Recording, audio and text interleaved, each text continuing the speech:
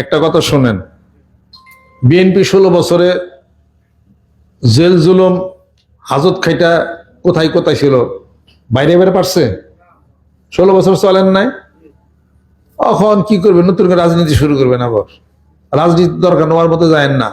রাজনীতি করে করে পয়সা পাতি কামিয়ে খান, ওটা কি হালাল নাকি কোনোদিন? এটা চাকরি করতে পারেন না, ব্যবসা করতে পারেন না, রাজনীতি করে আপনি ঘুরে ঘুরে 10,000 টাকা কামিয়ে খান, হারামটা খান কেন আপনি?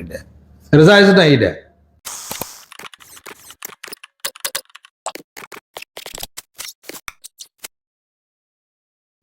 জায়েজ ওইটাই আছে, যদি আপনি ইলেকশন করে চেয়ারম্যানে যে বেতনটা দেয়, বেতনটা পর্যন্ত যদি খান, বেতন খাবেন হয়তো 5 বছর, কিন্তু একটা চেয়ারম্যান তো ইলেকশনে তারা ব্যয় করে 2-1 কোটি টাকা।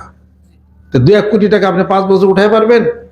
এটা অর্থই তো যে ওই 2-1 কোটি উঠানোর জন্য আপনি কিছু মারাকাটি কিছু করবেন, আপনি 2 নম্বরে কিছু করবেন, এটা কি প্রমাণ হয় না আপনাদের?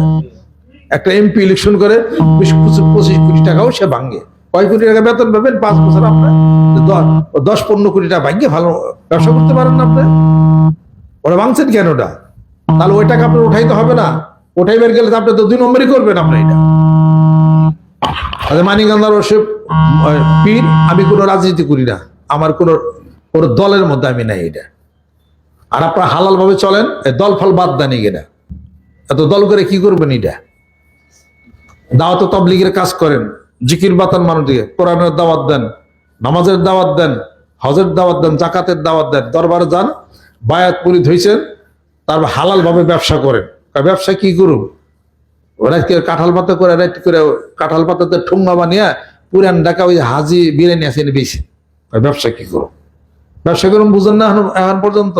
আমার কাছে আইন ব্যবসা, আমি আপনার ধরাই দেবো কেমন ব্যবসা করা হারেন আপনার। এটা বিএনপি যা পার্টি করে করুক গা, আওয়ামী লীগ পার্টি করে করুক গা, যে মানে তাই করুক গা, আপনি করতে চান না। এটা এগুলো বন্ধ করেন। এটা কোরআনের দাওয়াত দেন, দাওয়াত তাবলীগের কাজ করেন, বায়াত মুরিদের দাওয়াত দেন, নিজের কর্ম কইরা খান।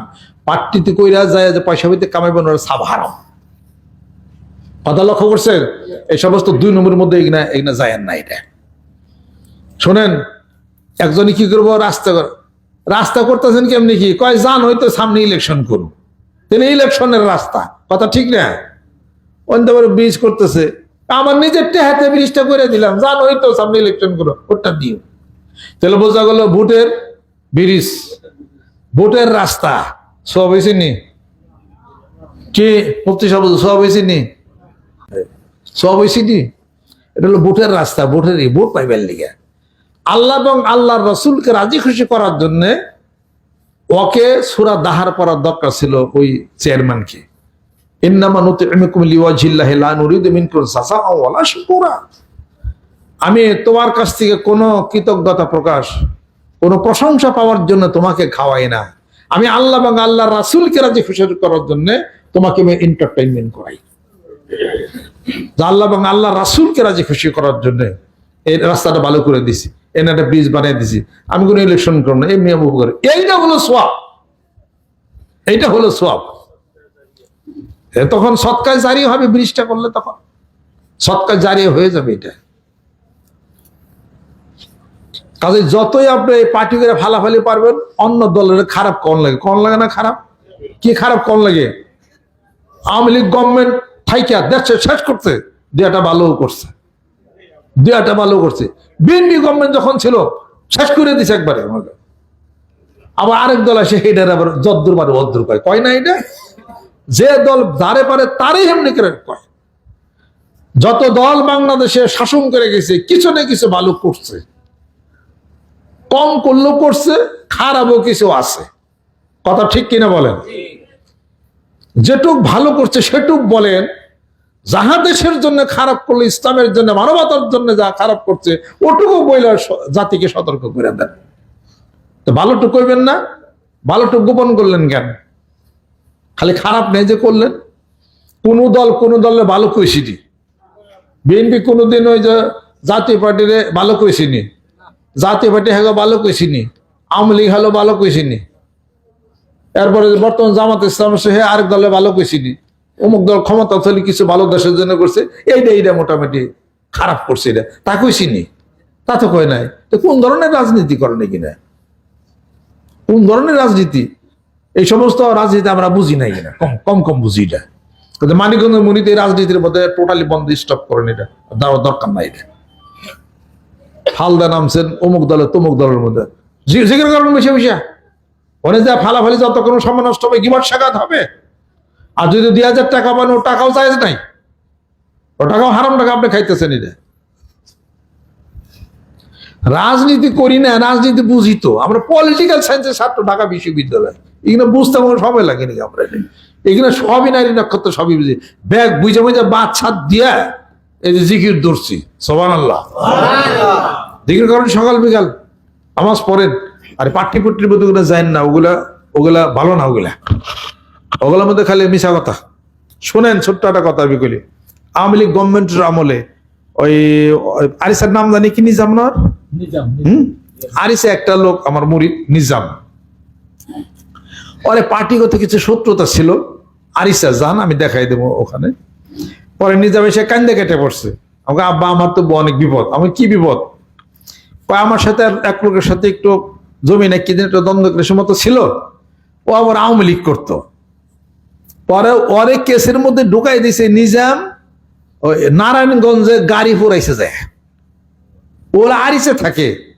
নারায়ণগঞ্জে গাড়ি পোড়ানোর মামলার মধ্যে নিজামের নাম দিয়ে দিস। আমি তো নিজে যেন, ও তো হেনে মাসিক ভাবে দিন আইছিল সরল সোজা বানর, আর দিয়ে দিস ওটার মধ্যে ঢুকা। নারায়ণগঞ্জে গাড়ি পড়ছে নাকি?